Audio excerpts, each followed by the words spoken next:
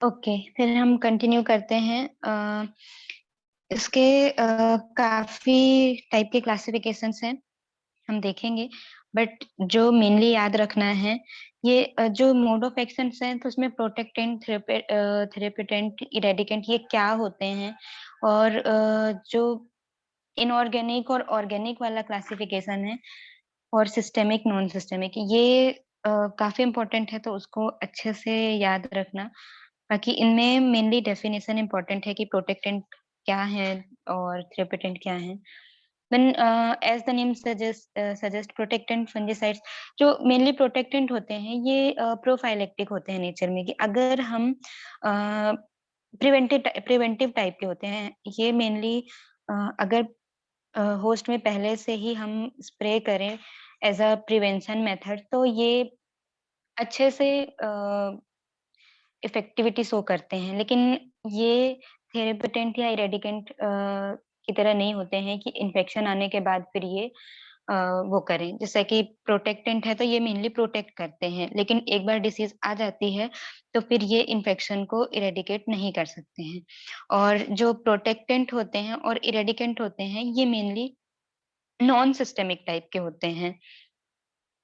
Then थेरेपेटेंट ऐसे fungicides होते हैं, अगर एक बार इन्फेक्शन हो जाता है होस्ट में, तो वो इन्फेक्शन को इरेडिकेट करने की कैपेबिलिटी रखते हैं और प्लांट को क्योर कर सकते हैं। जैसे कि कार्बोक्सिन है, ऑक्सीकार्बोक्सिन है, या फिर कुछ एंटीबायोटिक्स हैं जैसे ओरियोफंजिन।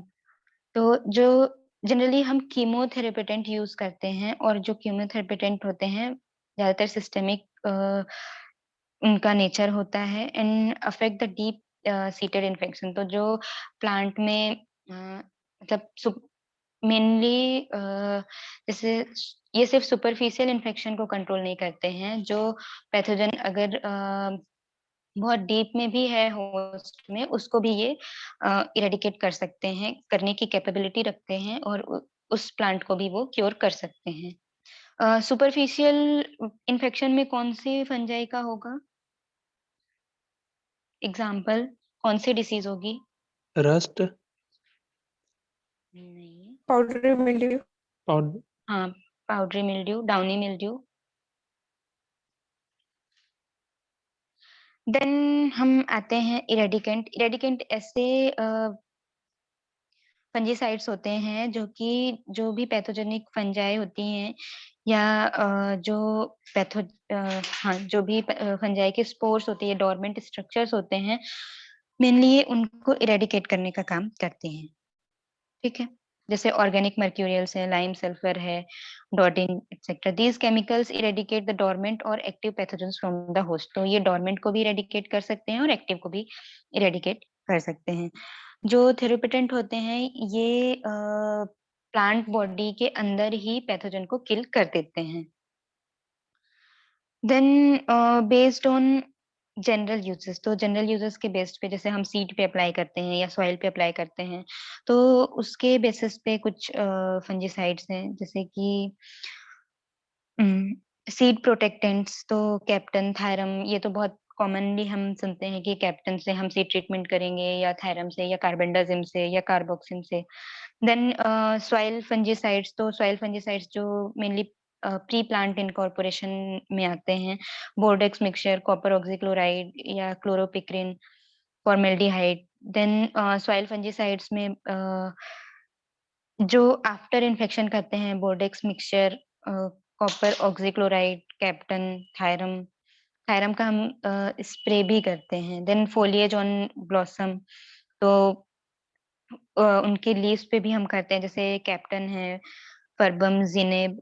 Then protectants, mancozeb, chlorothalonil. Then fruit protectants, captan, maneb, carbendazim. Then eradicants, organomercurials, lime sulphur. And tree wound dresser, जैसे बोर्डेक्स पेस्ट या चौबटिया पेस्ट एक्सेट्रा। कुछ एंटीबायोटिक्स हैं, जैसे कि ग्राइसियोफल्विन, स्ट्रेप्टोमाइसिन, स्ट्रेप्टोसाइक्लिन, इन सब का भी यूज करते हैं हम। Hello then ma'am. हाँ। मैम, ये इन्फेक्शन कोट क्या होता है?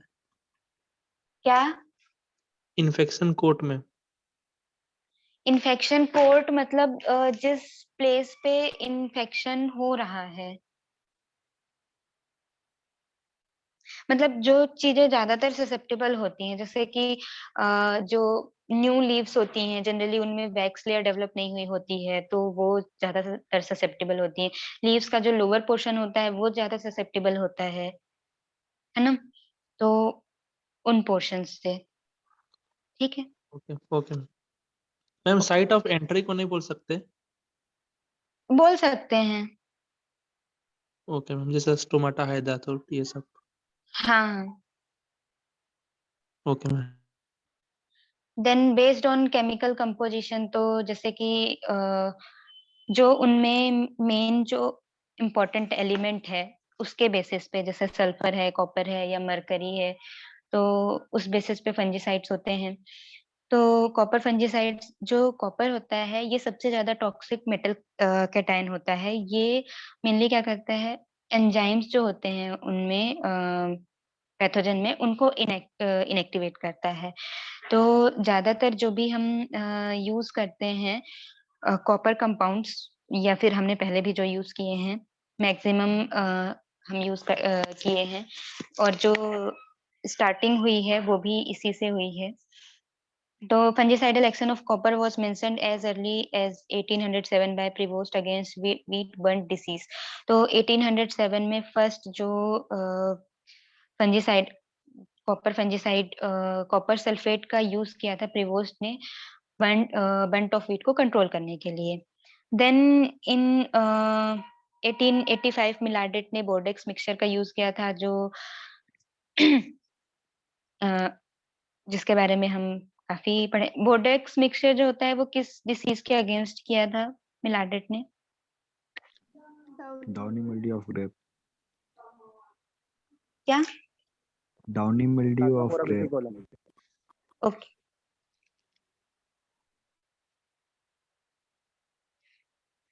देन जो, मैम हाँ मैम ये प्रोडक्ट मिक्सचर जो है कहीं कहीं आप जैसे यहाँ पे नोट्स में 1885 लिखा हुआ है, बट कहीं कहीं 1882 लिखा होता है, तो मैम कौन सा मतलब सही माना जो जाता है? 1885, हाँ ये इसमें थोड़ा वो है, 1882 भी कहीं पे लिखा है, बट जो ज्यादा माना गया है वो 1885 ही है। Okay, thank you. ओके। हाँ। देन थे हम, बोर्डेक्स मिक्सचर मैम, हाँ गाइड इट। बोर्डेक्स मिक्सचर में हम कॉपर सल्फेट, लाइम और वाटर का कंसंट्रेशन यूज करते हैं 5,550। ये कहीं पे 4,450 भी मिलता है, बट 5,550 ज्यादा एक्सेप्टेबल है। Then some other copper sulfate preparation later developed were Bordeaux paste, Burgundy mixture, chestnut compound। Bordeaux paste में बस ये रहता है कि वाटर का कंसंट्रेशन कम होता है, तो वो मिक्सचर बनने की जगह पेस्ट के कंसंट्रेशन में बनता है। देन बर्गंडी मिक्सचर में कॉपर सल्फेट, NaCO3, लाइम की जगह पे NaCO3 हम यूज करते हैं, water. Then chestnut mixture, chestnut compound, sorry, and in addition some preparation of copper oxychloride preparations are also used. These are all insoluble copper compounds very successfully used in managing several leaf diseases and seeding diseases in nurseries। तो इन ये generally ऐसे compounds हैं जो copper, ऐसे insoluble copper compounds हैं, सारे insoluble copper compounds हैं और insoluble in case of water। But जो हम इनका कंसंट्रेशन यूज करते हैं उसके अकॉर्डिंग हम इनको अप्लाई करते हैं, तो ये इफेक्टिव देखे गए हैं, जैसे कि बोर्डेक्स मिक्सचर डाउनी मिल्ड्यू के लिए। And some of the important disease control by copper fungicides are, तो जैसे बोर्डेक्स मिक्सचर है उसको हमने देखा कि डाउनी मिल्ड्यू ऑफ ग्रेप्स जो प्लाज्मोपोरा विटिकुला से, ये देखो यहाँ पे भी 1882 लिखा है, तो ये बहुत जगह पे ऐसा हुआ है, बट 1885 ज्यादा सही है। When copper sulfate was mixed with lime suspension, it effectively checked the disease incidence। तो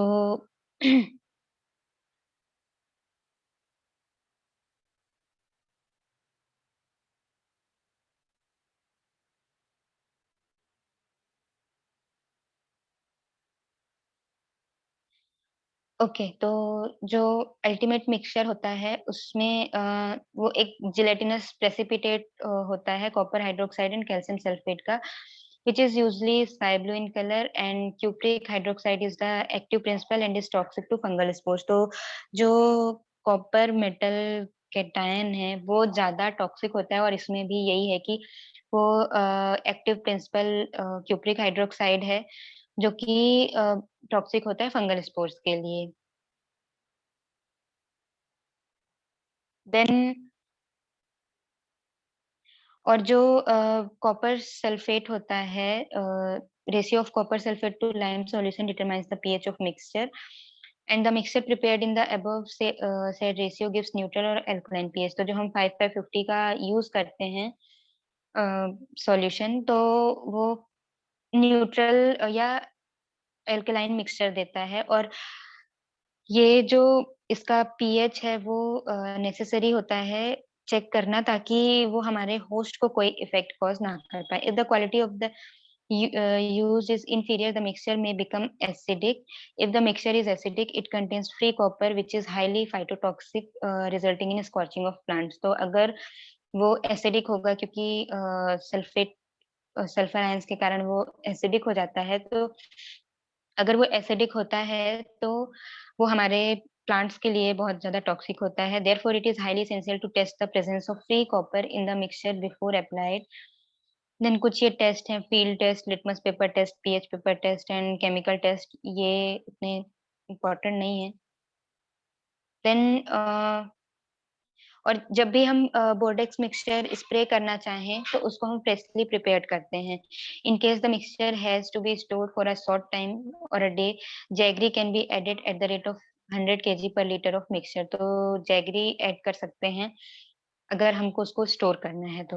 then Bordeaux mixture is sometimes phytotoxic to apples, peaches, rice varieties like IR8 and maize varieties like Ganga hybrid 3। तो कुछ चीजों के लिए वो phytotoxic भी होता है। Then Bordeaux paste. It consists of same constituent as the Bordeaux mixture, but it is in the form of paste as the quantity of water is used is too little. तो इसमें हम Bordeaux paste में mainly water की quantity कम कर देते हैं। It is nothing but 10% Bordeaux mixture and is prepared by mixing 1 kg of copper sulfate and 1 kg of lime in 10 liters of water. The method of mixing solution is similar to Bordeaux mixture. ये generally wound dressing के लिए use करते हैं, या फिर जो wounded portion होता है उसको प्रोटेक्ट करने के लिए, ताकि जो और भी इन्फेक्शंस हो वो ना हो। Then burgundy mixture, it is prepared in the same way as Bordeaux mixture except the lime is substituted by sodium carbonate। तो इसमें हम लाइम की जगह पे सोडियम कार्बोनेट यूज करते हैं, इसलिए इसको सोडा बोर्डेक्स भी कहते हैं। और इसको एक साइंटिस्ट थे बर्गंडी, उन्होंने डेवलप किया था इन 1887। सॉरी, इन बर्गंडी प्लेस है और साइंटिस्ट का नाम है मेसन। इन्होंने 1887 में इसको डेवलप किया था। The used formula contains 1 kg of copper sulfate, 1 kg of sodium carbonate in 100 liters of water। 1/100 का solution होता है। Then it is good substitute for Bordeaux mixture and used in copper sensitive crops। तो इसमें जैसे हम उसमें copper जो copper sensitive crops होती हैं उन पे हम इसको यूज कर सकते हैं। Then chestnut compound, it is usually prepared by mixing 2 parts of copper sulfate and 11 parts of ammonium carbonate। तो ये फॉर्मूला बेवली ने सजेस्ट किया था। The two salts are well powdered, mixed thoroughly and stored in a airtight container for 24 hours before being used. The ripened mixture is used by dissolving it in water at the rate of 3 gram per liter। और इसको chestnut compound को spraying के लिए use करते हैं। Then कुछ copper carbonate preparations हैं, जैसे चौबटिया पेस्ट। तो ये भी एक वुंड ड्रेसिंग फंजीसाइड्स है। इसको इंडिया में डेवलप किया था सिंह ने 1942 eight government fruit research station Chaubatia in the Almora district of Uttar Pradesh. It is usually prepared in glass containers और Chinaware pot by mixing 800 gram of copper carbonate and 800 gram of red lead in litre of raw linseed oil और लेनोलिल। तो इसको हम water की जगह पे लेनोलिल use करते हैं एज अ सॉल्वेंट, और इसमें हम कॉपर कार्बोनेट और रेड लेड का यूज करते हैं। यूजली जो प्रून्ड एप्पल, पियर और पीचेस थे उनमें यूज किया जाता था एज अ वुंड ड्रेसिंग, क्योंकि जो कट पोर्शन होता था उससे कई पैथोजेंस या जो फंजाई थे वो अटैक कर देते थे। The paste has the added advantage that it is not easily washed away by rain water. तो इसमें हम लिंसीड ऑयल यूज करते हैं और इजिली ये पानी से इसको वॉश मतलब रेन वाटर से वॉश नहीं होता है, तो इसका एक एडवांटेज ये भी था। देन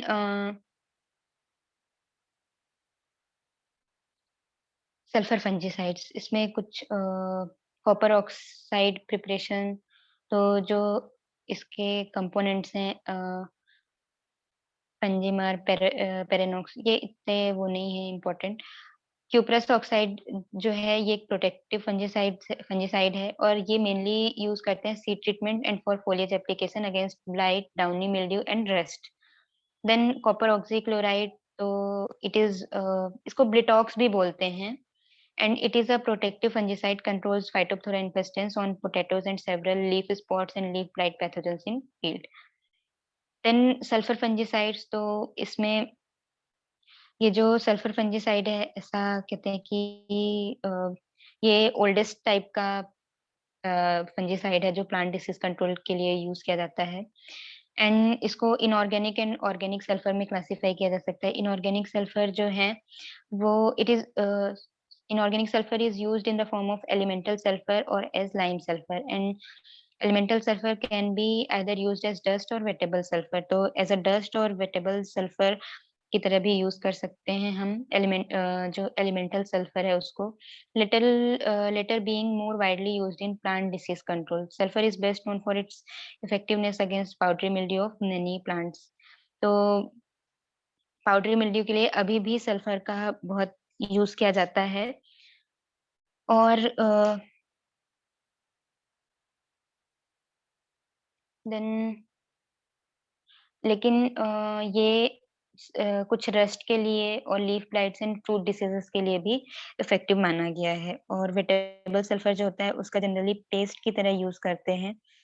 और जो सल्फर होता है उसमें जो सल्फर H2S में कन्वर्ट हो जाता है, उसके कारण जब वो H2S में कन्वर्ट होता है तो वो कंपटीशन करता है O2 के साथ, और उसके कारण उसकी टॉक्सिसिटी होती है। जो क्लोरोप्लास्ट वगैरह होते हैं या फिर जो जो मेनली फंजाई होती हैं उनमें प्रोटॉन और सॉरी इलेक्ट्रॉन डोनर जो होता है वो, जहाँ पे ऑक्सीजनिक फोटोसिंथेसिस होती है वहाँ पे इलेक्ट्रॉन डोनर मेनली O2 होता है। तो वो जो H2S होता है वो O2 के साथ कंपटीशन करता है और फिर उनको इनएक्टिवेट कर देता है।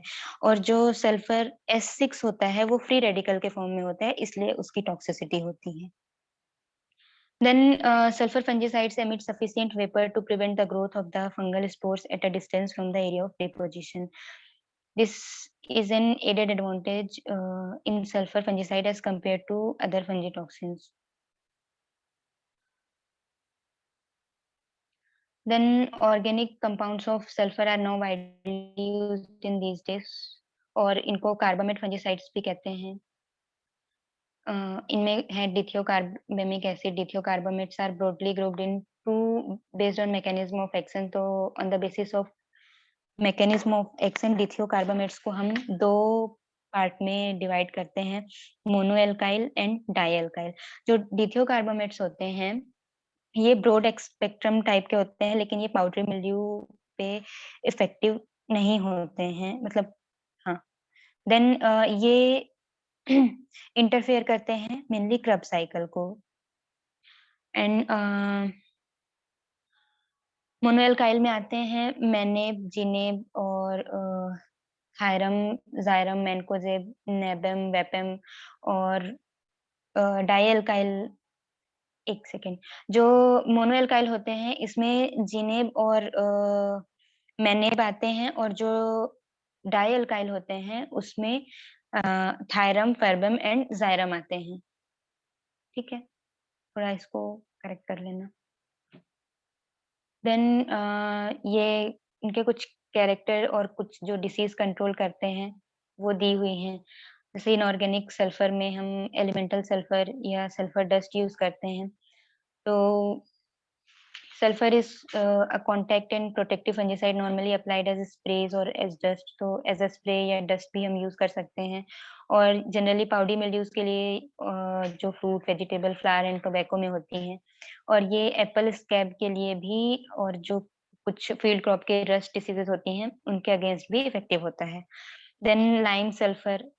तो lime sulphur is effective against powdery mildew as a protective fungicide. Then organic sulfur, ये it is used to protect foliage and fruits of a wide range of crops।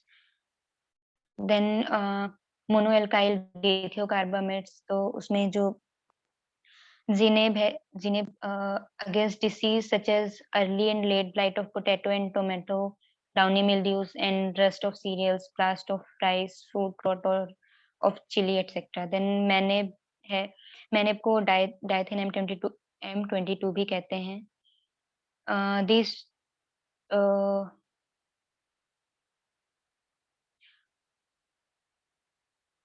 जो मैनेब होता है, इनका नाम जो है, ये इनमें जो कंपाउंड्स होते हैं, जैसे जिनेब में जिंक होता है, जिंक इथाइलिन बिस डिथियोकार्बामेट्स, और मैनेब में मैग्नीज इथाइलिन बिस डिथियोकार्बामेट होता है, इनके बेसिस पे होता है। तो मैनेब में भी दो हैं, डाइथेन M22 एंड मैंजेट। तो ये protective as a protective fungicide होते हैं and use to control many fungal diseases of field crops, fruits, nuts, ornamental and vegetables, especially blights of potatoes and tomatoes, downy mildews of vines, anthracnose, rust of pulses। Then mancozeb, तो mancozeb में manganese और zinc दोनों होते हैं। और ये भी, ये जो मैनेब के जितने भी वो होते हैं और जिनेब के, दोनों को कंट्रोल करता है। Then nebem is primarily used for foliar application against leaf spot and pathogen of fruits and vegetable। And soil application were also reported to have a systemic action on Pythium, Fusarium, Phytophthora। और ये कुछ algae को भी पेडी fields में control करता है। Then Vyapam, ये भी एक सॉइल फंजीसाइड है एंड नेमेटिसाइड भी है। वेपम वेपम का नेमाटोड अफेक्टेड एरिया में काफी यूज किया जाता है। It is also reported to have insecticidal and herbicidal properties। It is effective against damping of disease of papaya and vegetables and wilt of cotton, and also effective against nematode infection in citrus, potato and root knot nematodes। Then dialkyl dithiocarbamates, इसमें Xyrem, ये एक protective fungicides है और इसको fruit और vegetable crops में fungal pathogens, obviously fungicide पढ़ने तो फंगल पैथोजेंस के अगेंस्ट यूज करते हैं। एंड ये एंथ्रेक्नोज के अगेंस्ट काफी इफेक्टिव होता है, हाईली इफेक्टिव होता है। देन फर्बेम मेनली यूज करते हैं for the protection of foliage against fungal pathogens of fruits and vegetable, including Taphrina deformans of peaches, anthracnose of citrus, downy mildew of tobacco and apple scab. Then thiram, इसको हम thiram जो है seed treatment में use करते हैं, dry powder की तरह भी और स्लरी की तरह भी। और ये एक प्रोटेक्टिव फंजीसाइड है, ये suitable for application to foliage to control Botrytis species on lettuce, ornamental, soft fruits and vegetables, rust on ornamentals and Venturia on pears। It is also effective against soil-borne pathogens like Pythium, Rhizoctonia and Fusarium। Then mercury fungicides, और उसके आगे का हम कल पढ़ेंगे। ठीक है, okay ma'am. Hello ma'am. Okay. हाँ, मैम ये जो फंजीसाइड है, इनका मतलब मोड ऑफ एक्शन भी पढ़ना है क्या? मोड ऑफ एक्शन मतलब जो किस प्लांट पे वो यूज होते हैं, बस इतना सफिशिएंट है। और इसमें जो मेनली क्वेश्चंस अभी तक देखे गए हैं ना, वो ऐसा होता है कि कोई एक फंजीसाइड का नाम दे दिया, फिर ये किस ग्रुप में आता है, ऐसे क्वेश्चंस ज्यादातर आते हैं। ग्रुप में मतलब सिस्टेमिक और नॉन सिस्टेमिक या एलिमेंटल ग्रुप में? सिस्टेमिक, नॉन सिस्टेमिक, या फिर जैसे कि मैनकोजेब डिथियोकार्बामेट्स में आता है, ऐसा। Okay ma'am. ऐसा तो नहीं आएगा ना मैम कि जो सल्फर होता है इनहिबिट इलेक्ट्रॉन मूवमेंट, वैसा टाइप का? नहीं नहीं नहीं नहीं नहीं नहीं। Okay ma'am. Okay okay, madam thank you. PDF share करना मैडम। हाँ ठीक है, ये एग्रीमून का पीडीएफ है, और ये एग्रीमून का पीडीएफ और HC दुबे और डिसीज का पोर्शन, इतना बस पढ़ लोगे तो पैथोलॉजी कंप्लीट हो जाएगी। वैसे एग्रीमून का पूरा पूरा पीडीएफ अगर HC दुबे अच्छे से पढ़ते हो तो इसका जो फंजाई बैक्टीरिया वायरस वाला पोर्शन है वो पढ़ने की जरूरत नहीं पड़ेगी। स्टार्टिंग का बेसिक पोर्शन और लास्ट का जो डिसीज वाला पोर्शन है और जो डिसीज क्रॉप की डिसीजेस हैं वो, और HC दुबे, इतना सफिशिएंट हो जाएगा पैथोलॉजी के लिए। ज्यादा चीजें रेफर करने से अच्छा है ये चीजों को ज्यादा से ज्यादा रिवाइज करो। ज्यादा रिवीजन मतलब एक सोर्स को 10 बार पढ़ना ज्यादा अच्छा होता है 10 सोर्स को एक बार पढ़ने से। Ma'am disease portion with ma'am disease disease portion अभी हम पढ़ेंगे। और नेटवर्क इशू आ रहा है, कोई बोलना चाह रहा है? मैम प्लांट डिजीजेस के लिए कौन सा बुक रेफर करना है?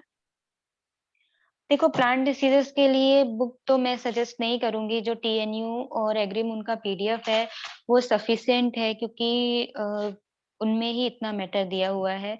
और डिसीजेस से हम प्रिडिक्ट नहीं कर सकते हैं कि कैसे क्वेश्चंस आ सकते हैं, तो मेनली मुझे नहीं लगता है कि कोई एक अलग से बुक पढ़ना अ, अच्छा होगा, अगर हम पीडीएफ से वो चीजें कवर कर सकते हैं तो। Ma'am horticulture disease also important ma'am. हाँ, हॉर्टिकल्चर में मेनली मैंगो, पपाया, बनाना इम्पोर्टेंट है। बट रिसेंट में ऐसा देखा जा रहा है कि वो कोकोनट या पाम जो होते हैं और सिट्रस भी इम्पोर्टेंट है इनके, वो पूछ रहे हैं, लेकिन सिलेबस में वो ही दिए हुए हैं। उन जो क्रॉप्स हैं उनकी भी हमको सारी डिसीजेस नहीं पढ़ना है, जो मोस्ट प्रिवेलेंट डिसीजेस हैं उनको ही पढ़ना है। चलो मैम। हाँ, मैम डिजीज में एपिडेमियोलॉजी वाला पार्ट भी आएगा क्या? एपिडेमियोलॉजी वाला पार्ट तो हम पढ़ चुके हैं ना। नो मैम, मतलब एक डिजीज जो होता है उसका डिजीज साइकिल हो गया या उसका इटियोलॉजी वाला, वो सब भी पढ़ना है क्या मैम? देखो, उसमें जब डिसीज पढ़ते हैं तो मेनली उसके होस्ट्स इम्पोर्टेंट होते हैं या उसके जो स्पेसिफिक सिम्टम्स होते हैं। और जैसे रस्ट डिसीज है तो उसमें एपिडेमियोलॉजी वाला पोर्शन इम्पोर्टेंट है, क्योंकि वो हेटेरोसिस नेचर का होता है ना। तो यस। बाकी पूरी डिसीज साइकिल इतनी इम्पोर्टेंट नहीं है उसमें, जो क्योंकि कुछ चीजें सब में होती हैं, जो हर एक डिसीज का कोई स्पेसिफिक पॉइंट होता है वो इम्पोर्टेंट है। Yes ma'am. और मैम स्पोर्ट टाइप का देखना है क्या?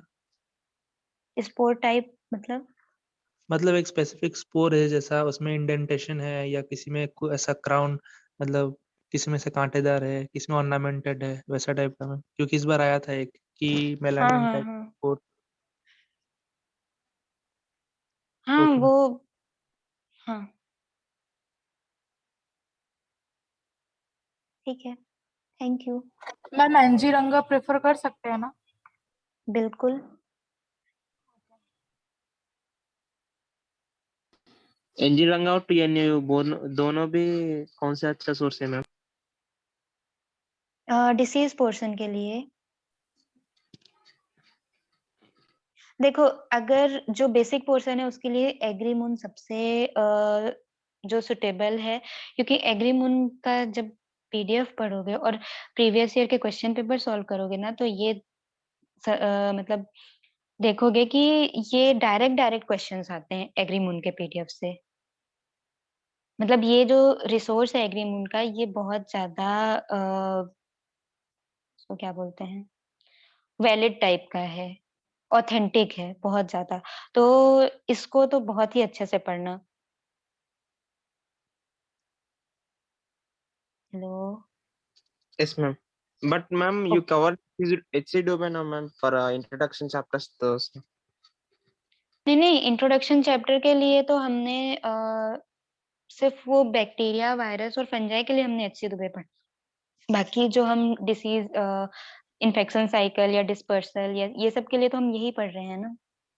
No, ma'am. For bacteria, virus, fungi, this HCO base हाँ enough, ma'am, हाँ for classification. हाँ हाँ, वो इनफ है क्योंकि बेसिक पोर्शन उसमें बहुत अच्छा दिया हुआ है।